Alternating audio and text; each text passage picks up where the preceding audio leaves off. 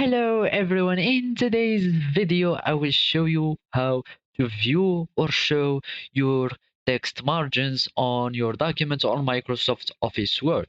The first thing that you have to do is to open your Microsoft Office Word document and follow these simple steps.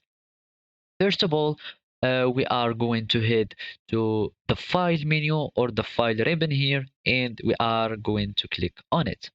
As you can see, it will show this window or this menu here.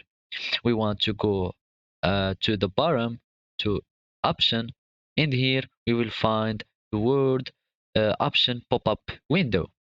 We are going to head to advanced.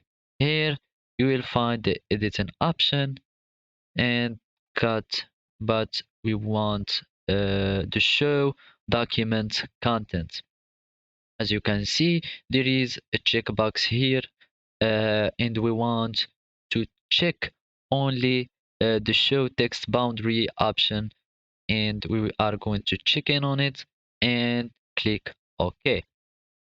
As you can see, those are your text margins that are visible now. If we are changing the margins, as you can see, the box or the boundaries are changing too. Let's make them bigger. As you can see, the box will change again. Or if we are making them wide,